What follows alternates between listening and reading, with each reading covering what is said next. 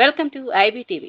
సంగారెడ్డి జిల్లా బీడకన్య గ్రామంలో రాచన్నస్వామి లొంకకు చెందిన పురాతన గోపురం కూల్చివేత ఘటన స్థానికంగా ఉద్రిక్తతకు దారితీసింది. గ్రామ ప్రజల ఆహ్వానంతో నాగదేవత ఉపాసకురాలు జయమ్మ మాతాజీ ఆధ్వర్యంలో ఆలయ అభివృద్ధి కార్యక్రమాలు కొనసాగుతున్నాయి.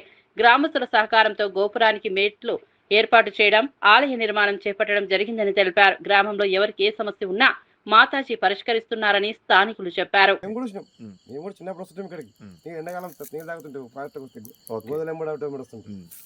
అదేమైంది దినజానికి పడిపోయింది గుడి. అది ఓకే, పాత గుడి పడిపోయింది. లింగాలు అట్లా ఉన్నాయి.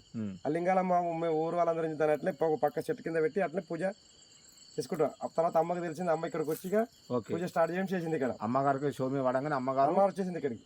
దయా దర్శనాలు ముందు ఇక్కడ వచ్చింది. సపోర్ట్ చేసి అసలు ఇక్కడ లోపల రానికి రాదు. మంచి డెవలప్ చేద్దామని వస్తే అంతా వీళ్ళు ఆది రాక్షసులు లెక్క వెనకబడి మొత్తం ఇది చేస్తారు, ఇబ్బందులకు గురి చేస్తున్నారు. అసలు ఇంత దారి లేదు. ఓకే, చెట్లు మొత్తం చెట్లు మెట్లు అమ్మగారు మేము శివరాత్రి నేను వస్తుంటే నేను కూడా శివరాత్రి పెట్టైనప్పుడు కూడా ఇట్లా ఇట్లా ఇట్లా పండుకొని దిగి వస్తుంటాం ఇక్కడికి. పబ్లిక్ బంద్ అయిపోయారు. పడిపోయిన తర్వాత పాత గుడి పడిపోయిన తర్వాత తగ్గిపోయారు పబ్లిక్ రావడం. మాకు తెలిసిన మేము వస్తుంటే వచ్చి శివరాత్రి టైం కూడా పూజ అప్పుడప్పుడు వచ్చి మొక్కిపోతుంటే శివరాత్రి టైంలో. అదేమైంది అమ్మగారికి దృష్టిలో పడేసరికి అమ్మగారు వచ్చింది, దీన్ని డెవలప్ చేయడం స్టార్ట్ చేసింది అమ్మగారు. ఓకే, మంచి పనిగా డెవలప్ చేయడం మంచి పనిగా.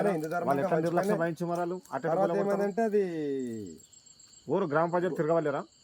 మేము అందరం మంది వచ్చినాం. ఇది మా భూమి, మీరు ఏమైనా పేపర్ వేసుకొచ్చుకోండి మీద ఉన్నట్లు.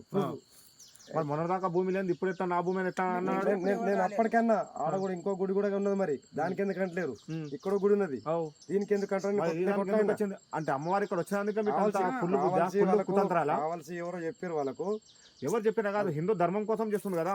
హిందూ ధర్మం దయ్యాల కోసము భూతాల కోసం చేస్తలేదు కదా. హిందూ ధర్మాన్ని ముందుకు తీసుకెళ్లాలి. హిందూ